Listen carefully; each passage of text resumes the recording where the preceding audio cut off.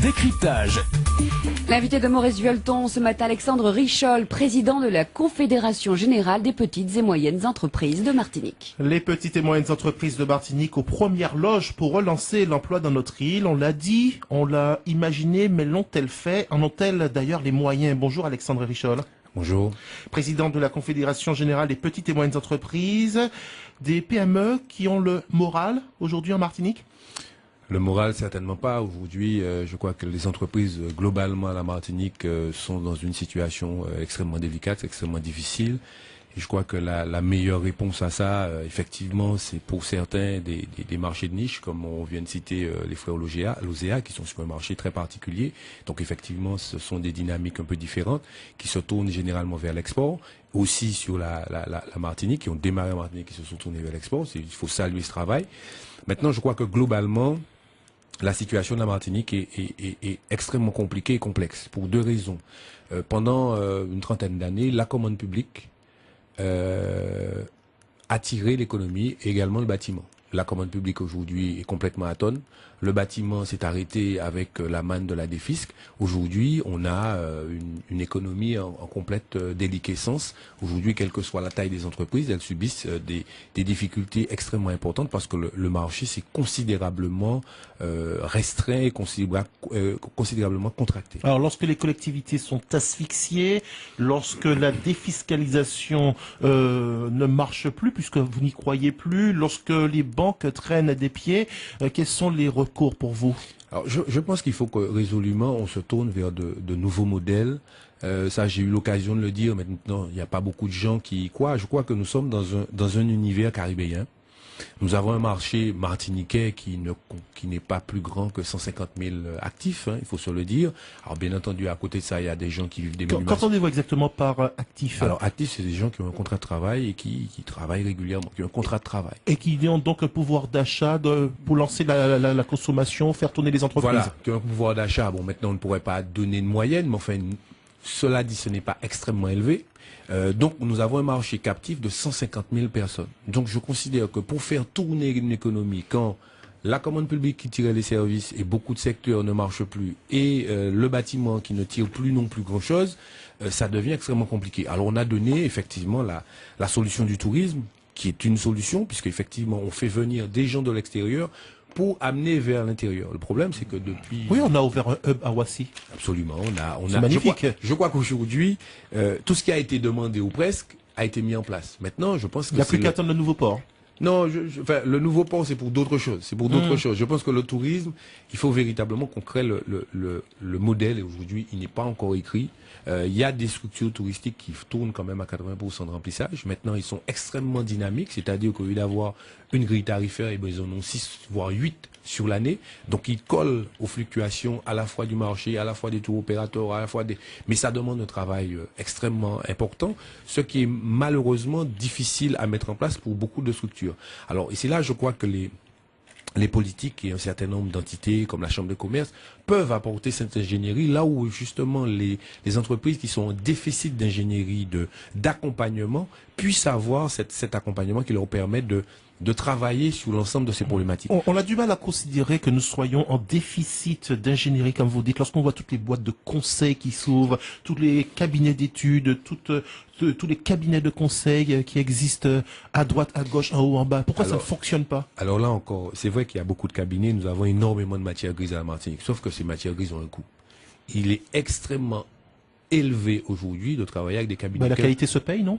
Ah ben oui, bien sûr, bien sûr. Maintenant, est-ce que ces entreprises ont la capacité de le payer? Quand vous regardez le nombre de petites entreprises qui n'ont pas juste de comptables chez eux, d'experts comptables, ne font pas appel à ces compétences, pas parce qu'ils n'en ont pas envie, mais souvent parce qu'ils n'en ont pas les moyens. Mais là non plus, rien n'est mis en place pour essayer de structurer une espèce de maillage où un certain nombre d'entreprises pourraient faire appel à un certain nombre de dispositifs leur permettant d'avoir en tout cas cette compétence. Il y en a quelques-uns, il y en a à la CACEM, il y en a un peu partout. Maintenant, nous n'avons pas encore cette dynamique qui permet à la grande majorité des entreprises d'y aller. Et puis on va se heurter à un autre problème. Ne faut-il pas parler de faute professionnelle de la part des entreprises lorsqu'elles ne considèrent pas cet investissement à faire? Alors, là encore, c'est un investissement, mais il faut pas se leurrer. Chaque compétence qu'on intègre dans une structure, ça a un coût. Si ce coût ne peut pas être répercuté en bout de chaîne, ça ne tient plus. Donc, c'est ça, là, quand je parle d'étroitesse de marché, quand je parle de coût du travail à la Martinique, quand je parle comment dirais-je, d'accompagnement, c'est tous ces éléments-là qu'il faudrait arriver à revisiter pour que le plus grand nombre, je parle des entreprises qui existent, parce que aujourd'hui, je dis, oui, il faut tout le monde crée son emploi. Mais c'est toujours la même chose. Le marché, on l'atomise un peu plus. Nous sommes sur un marché qui est ce qu'il est. Si on multiplie de trop les entreprises, ben, plus personne ne gagne d'argent. Alors justement, on en est où, Alexandre Richol, dans cette balance entre création d'entreprises et liquidation de structures? Alors, les créations, très honnêtement, je n'ai pas de chiffres. Jusqu'à quelques années, je crois que c'était un équilibre. Il y avait autant de destruction que de création. Maintenant, je pense que la situation s'est aggravée parce que c'est des entreprises structurées qui avaient quelques emplois qui aujourd'hui disparaissent. Donc, ça change comment dirais-je, on change de catégorie. Aujourd'hui, aucun secteur n'est épargné. Aucun secteur. Et pourtant, si on se souvient bien, certaines collectivités, la région en tête, avait bien souligné que les petites et moyennes entreprises, et même les très petites entreprises qu'on rencontre beaucoup en Martinique, eh bien, c'était elles qui devaient être les plus grosses créatrices d'emplois en Martinique. Même des plans ont été élaborés. On en est où? Alors, pourquoi ils disent ça? C'est vrai que il y a beaucoup de compétences métiers à la Martinique. Donc, par définition, mécaniquement, on devrait avoir de l'emploi, on devrait avoir des gens qui créent de la richesse. Qu'est-ce qui bloque? Sauf que, je le redis, on est sur un marché qui est ce qu'il est.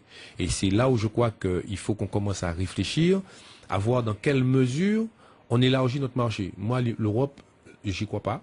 On a de toute façon une barrière qui est les 7000 km, qui font que de toute façon, à coût du travail constant, arriver là-bas, on passe plus. Donc, on a un environnement qui est caribéen. Alors c'est vrai qu'il y a une barrière qui est la langue, mais c'est pas insurmontable. Vous connaissez le nombre d'entreprises à avoir tenté l'aventure à Trinidad, en République Dominicaine, à Barnade? Il y en a qui ont laissé leur peau, c'est clair. Il y en a qui ont disparu. Je pense que c'était pas encore suffisamment structuré, suffisamment mûr. Mais là aussi, je crois que si à la fois la région, à la fois les CCIM, à la fois les gens qui sont compétents arrivent à mettre en place ces dispositifs d'accompagnement. Parce qu'en fait, c'est ça. Là, le savoir-faire métier, il existe. Les compétences, elles existent. Mais quand vous avez le ticket d'entrée à Saint-Domingue, par exemple, où tout se fait à partir d'un avocat, quand vous avez un système bancaire qui est anglo-saxon, qui n'est pas compatible avec le système bancaire européen, s'il n'y a pas des ajustements qui sont mis en place... Il y a des structures qui ont été mises sur pied conjointement à la fois par la CCM et la région, dans certains pays bien ciblés, Trinidad, République Dominicaine, on l'a dit, ça ne fonctionne toujours pas. Alors, ce que je veux dire, on est très très loin du compte. On est très loin du compte. Il y a des choses qui effectivement ont été essayées, mais ça ne va pas assez. Alors à quel moment, Alexandre Richol, serons-nous à la hauteur des enjeux?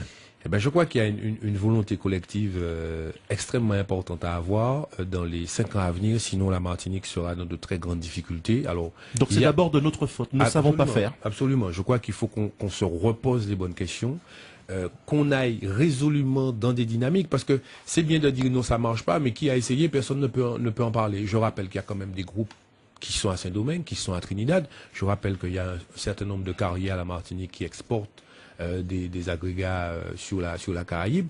Il y a un groupe martiniquais qui est implanté. Ce sont des groupes qui sont égoïstes, qui ne partagent pas leur savoir-faire, leur comment faire? C'est pas une question de savoir-faire, c'est une question... Ces groupes-là avaient les moyens de s'offrir l'expertise sur place et avaient les moyens d'y aller seuls parce qu'ils étaient bancables. Mais vous les retrouvez, ces groupes, dans vos associations patronales, dans vos organisations? Certainement. Donc ça ne fonctionne pas là non plus? Ça ne fonctionne pas encore et je crois qu'il faut qu'on arrive à bien laisser entendre que tout le monde à la Martinique est dans le même bateau. Et si on ne va pas dans une dynamique gagnant-gagnant, ça ne marchera pas.